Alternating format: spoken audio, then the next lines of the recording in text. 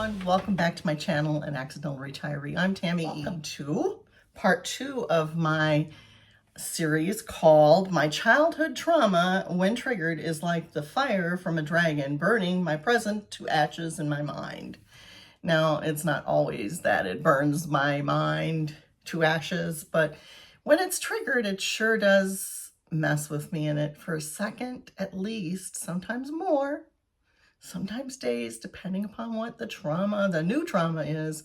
If it triggers an old trauma, it can last for days, months sometimes.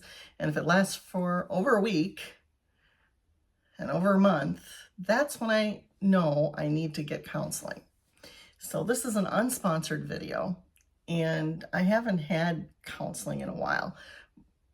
There was a time I should have had it in the last couple of years, but it was 2020, and yeah, that was not possible for many reasons for me.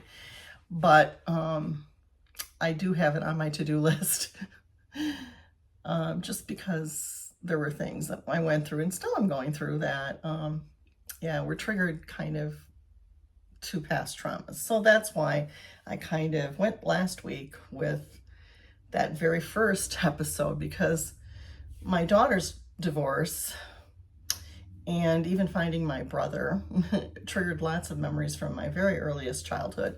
And that one is the biggest trauma. And I've talked to counselors about it in the past, both in middle school, throughout my life. I'll touch on that. Maybe not as deeply as I should have, because there were other things that were more grief related, and a lot of times it's grief that I need to be counseled about. I have a hard time with loss, and in this series you'll kind of see why. Anyway, but episode 2 is why my mother would ever think I would be so responsible to take care of my father. What on earth was that intelligent? And she was an intelligent woman. Think that. Well, the biggest thing is she thought he loved me enough that he would never want to harm me, which I beg to differ that really on certain things, but out and out, it would have been really out there, and he had a lot of self-pride, so he wouldn't have wanted it to be known that he had hurt me. So she was right about that. She played into his slightly narcissistic nature, I think. I don't know if I'd label him a narcissist. I don't know. That term gets used a lot. But I think he had enough self-pride that he would not have wanted people to think he killed his daughter because he was drunk. So that probably would be something that would deter him, Anyway, so I also had previous traumatic events that made me seem more mature than I was, even as a wee child. And one of them was my birth. When I was born with pneumonia, and I was super, super ill, and they didn't think I was going to live. And my parents, even though they were Methodists, didn't believe that necessarily you had to be baptized in the Methodist church in order to go to heaven as a small child. But someone suggested that I be baptized. And so I was. And the Methodists came over, you don't really have to do this. She'll go to heaven. They just said, no, please do that. So they said, well, we'll do this here, this blessing here, but you can do, we really like her to be a part of our congregation, so you need to do it again in our church, which they did when I was 6 months old. But the thing is that I was dying. I was blue when I was born. My grandmother, who was my caregiver, and wanted to be, she kind of fought to be the caregiver because my aunt wanted to step in and take care of me. My mother's sister, Marcella, wanted to step in and be my caregiver. But my Aunt Marcella was younger. She was in her 40s, and my grandmother was not feeling the greatest, and she really wanted to have that be kind of her part-time job. And my mother paid her, and she, you know, she did that because she could no longer work really as a nurse. She had been a practical nurse, and she just couldn't do it anymore because she had had a slight heart attack after having gallbladder surgery. So she had angina the rest of her life. She lived to be 90, almost 91 years old, but she had bad knees. There were lots of reasons why she, even though she was my age that I was when I had a grandson, you know, she had trouble. And I do kind of understand now because I have trouble with my neck. There are certain things I can't do for my grandson that,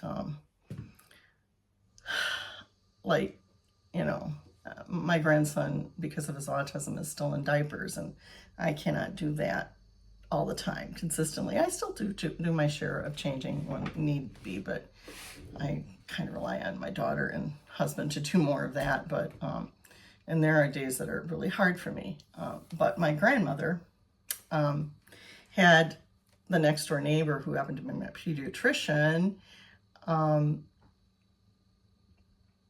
His wife had lots of kids, and she would offer to kind of keep an eye on me, and I played with their children quite a bit. So she had lots of breaks, and I have lots of stories about that too, but I'm not going to get to that in this episode. My being born with pneumonia, I was blue. My grandmother knew I was sick. They were leaving me with my parents longer prior to this baptism that I kind of jumped ahead to. And my grandmother knew this was not the usual procedure and knew that I was not well because she had had a child die of pneumonia at 2 months, the baby born before my mom. And she also had a grandson who was born prematurely, and she had a son die at 14 of pneumonia, so she knew that blue color was not good. And so she knocked on the neighbor's door or called him at 6 a.m. as soon as it would be possible. I was born like after midnight. And told him that I was born because the nurses were not telling him like they were supposed to. And he was pretty upset when he got to the hospital. I was put in an incubator. I still struggled. I had a heart murmur because of being so sick. And anyway, coinciding with this ceremony, he injected my heart with a stimulant, and I started to improve. I did have issues because I was allergic to my mother's milk. I was allergic, so I ended up on soy milk. But yeah, it was kind of like The Exorcist, is what they would describe, because I was spurting, you know, which might have been why they decided that I needed to have this baptism. So yeah, I always say I was so wicked that I had to be baptized twice. But it stuck, and that is really kind of the point of this series. Is I have gone through lots of different little traumas in my life, and like the last week's was kind of pretty big. And what got me through, and always still gets me through, is my faith and my connection to God. And even when I start to wander away, you know, it's sort of like, come back here, Tammy. You're mine, remember? And there I am. And that, for me, is, I hope, what you get through that. You don't have to believe in my God, but you should have a faith source and hope, and positively, you know, positive source, you know, like connect to the universe in some way. And I believe in God, and I'm a Judeo-Christian, which means for me, I pray directly to God, but I do believe in Jesus as my Savior. I believe that he went through a lot so that I will, you know, ascend. But how far I ascend depends upon my life choices. It doesn't just leave me off the hook to just do as I please.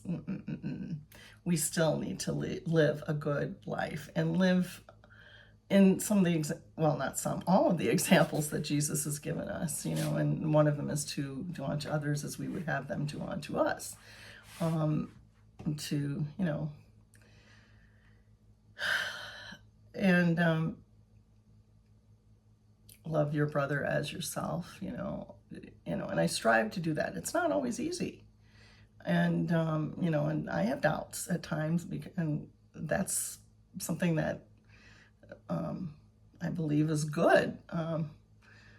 Tammy is kind of like the feminine form of Thomas, and so I'm a doubting Thomas at times, and that's good because then I'm active in my faith. And I would say I'm less so now as I get older, but when I was younger, so my goodness, definitely. But I clung to prayer. I clung to trying to find what God wanted for my life. And I do think it had a great deal with that early beginning. And my demeanor was always older. I spoke early in complete sentences, and I was teaching myself to read.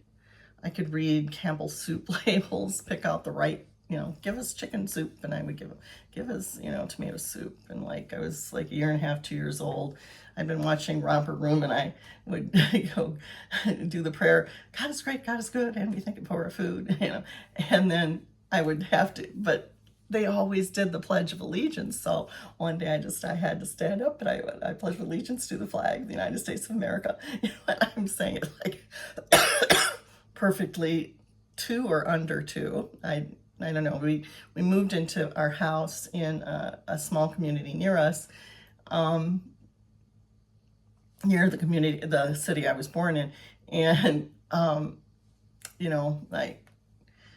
I was giving directions to that house from my grandmother's house, which was not necessarily easy, to some friends of my parents who had them bring me over one time, and I heard all these stories. So there were many things about me that were like an older child. So that's one other reason why my mother probably thought I could handle that responsibility. And obviously I had a little bit of a spunky spirit, and I would stand up.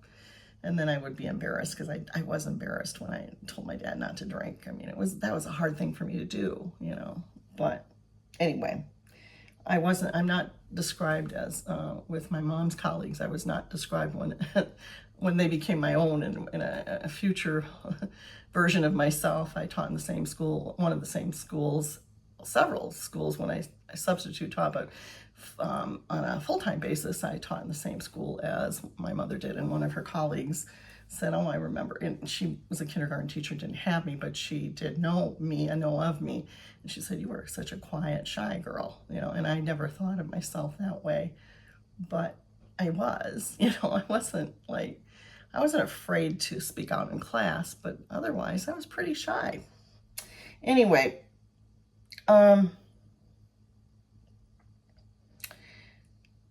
and everything was going along just smoothly, smooth as silk. My parents, lived with my grandparents when I was born. Then they felt I was getting confused on who was the authority, especially since my grandmother and grandfather took care of me more, and when they were working, and so then my parents moved to this house in this small community, and I vividly remember my second birthday. My Aunt Marcella died on my second birthday. And sometimes my mom, during my childhood, would regret that she didn't have my aunt take care of me, because the work would have been less stress than where she was. But the thing is that the reason she had the stroke was she had a car accident, and it was, she wasn't fully examined properly, and they didn't check her blood pressure, and she had hypertension because she had toxemia during the last pregnancy, like 6 years before I was born, and lost a child. And she ended up having a blood clot that led to her brain. And just shortly before Christmas, she was excited because her oldest son was going to be married, and going to ask the gal to marry him. And it was an exciting evening. We had these photos that my father filmed, because he loved 8mm camera and would take photos of everything. And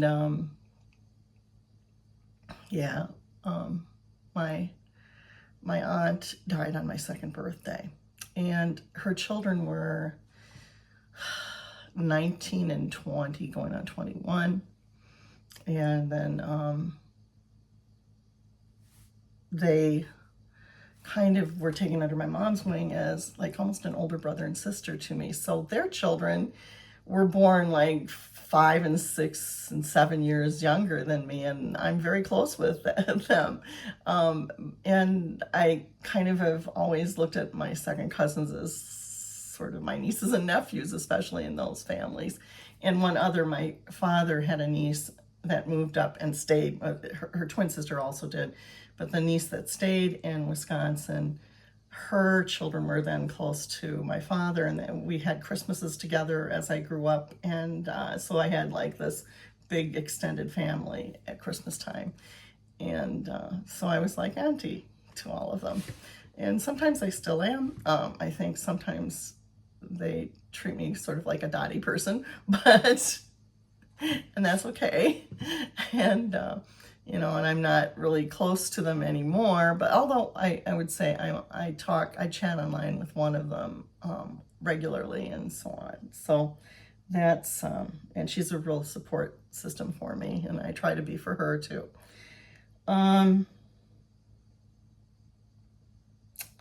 I do remember when my aunt died not going to the funeral, and it was such a traumatic thing for me because she had been close to me. The day she died, they brought oodles of gifts over to our house for my birthday and Christmas.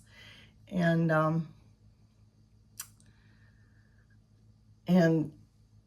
these gifts that came in were my record player and tons of records that I listened to growing up.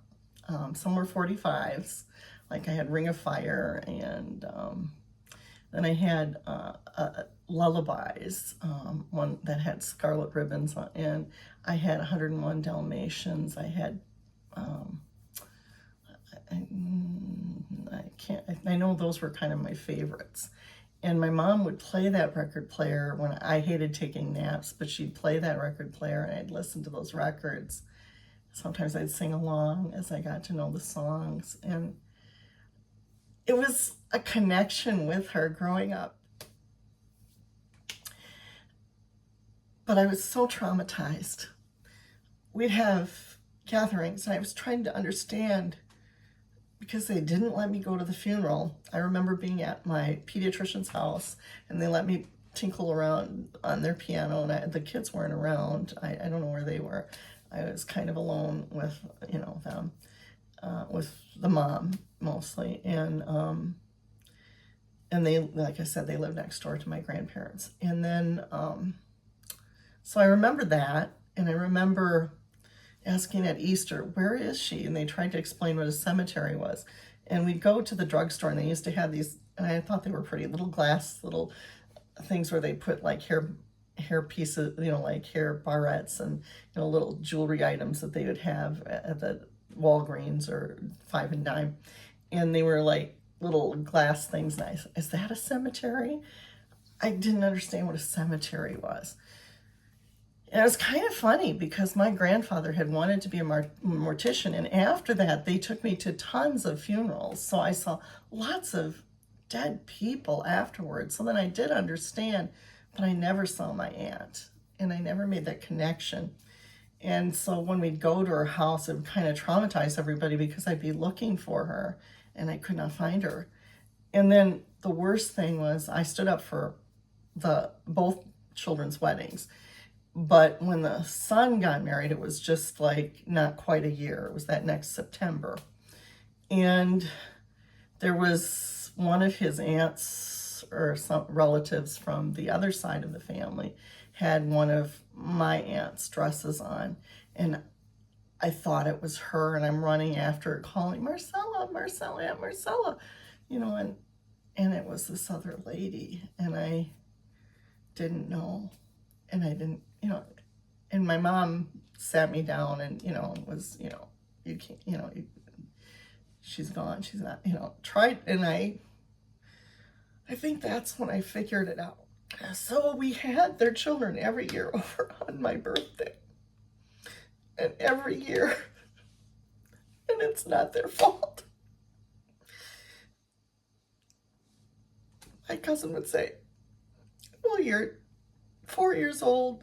It's been 2 years since my mom died. You're 38. Well, it's been 40 years since my mom died. You know, it wasn't that long that he didn't say it was that, but because it was always that when we would do the candles and then would sit around afterwards, and somebody wasn't necessarily, somebody would mention it. Sometimes it was my father. Someone would mention Marcella's death on my birthday. Now, my Aunt Marcella gave me a couple of jewelry items. And my mom didn't let me wear my ring too often that she gave me. It was a birthstone ring. But I got to wear it on special occasions like those weddings and, and church services and stuff like that. And then I got it eventually when I was older, And there was a little heart locket, which is kind of funny because my husband gave me a similar heart locket on the end of our honeymoon. But I'll get to that. My mother, I think my mother's friend had given her, or gave me a locket. Not given her a locket to give to me. Anyway, my mother's friend, Evelyn, had given me a locket as well. And that one I was allowed to. And I found that locket recently. It's in there. Sometime I'll bring it up. And I put a picture of my mom in that. That made me weep too. I found that last week in a little box. Somehow it got stuffed in there. But the locket that my aunt gave me when her youngest grandchild turned like 10, I gave it to her.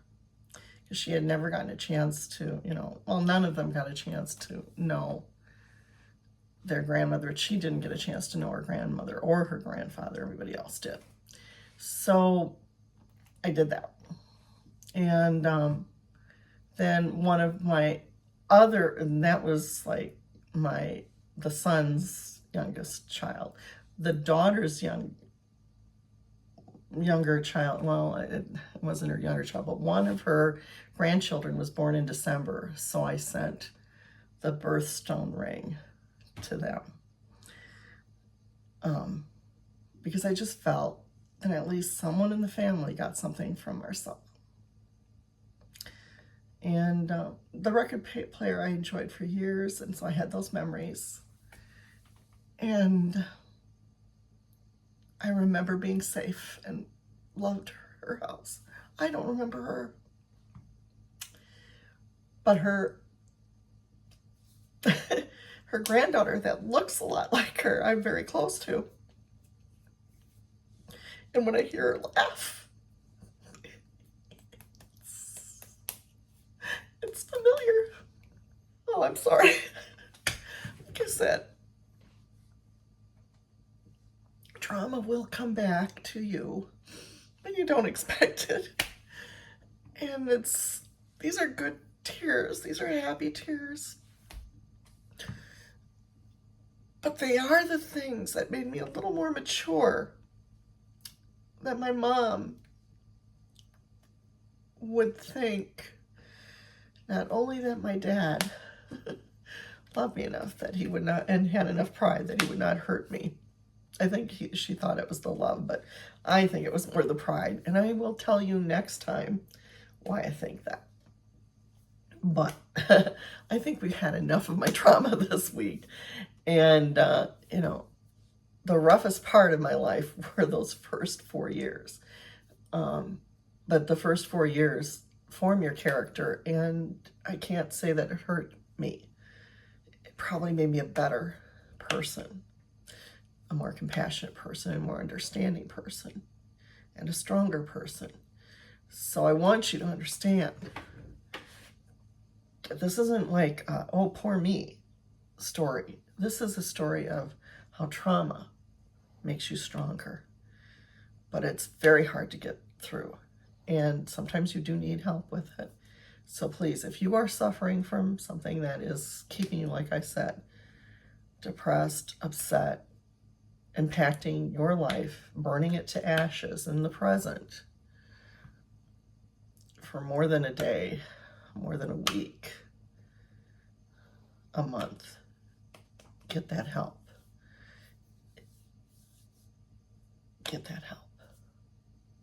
Don't ever let this harm you, and as long as it's just burning inside your mind, don't let it take you from us. Okay? Get that help. If rule of thumb, to get you through, call a friend, you know, for that day or a week. Call a friend, do your favorite things, take walks, talk to someone about it that will listen, a good friend. Write a letter, journal, do all of those things. And pray if you have, and I do urge you to have a faithful life. That takes away most of mine. When I stand over there and I pray and I just am intentional, just let myself clear my mind and find that peace. That helps. But I don't have to do it over there. If I'm really, really upset, I will pray. Sometimes I will get mad at God and I will even shout at him, but then I will, you know, I'm here. Why are you forgetting me? You know, sorry.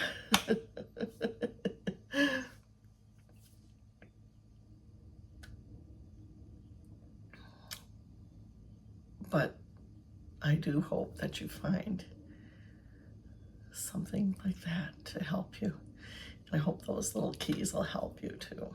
If you've gotten to the end of this, and I hope you did, do put a thumbs up and do subscribe to my channel, An Accidental Retiree. I'm Tammy E. Thank you so much for watching, and thank you for the wonderful responses I got last week. Bye for now.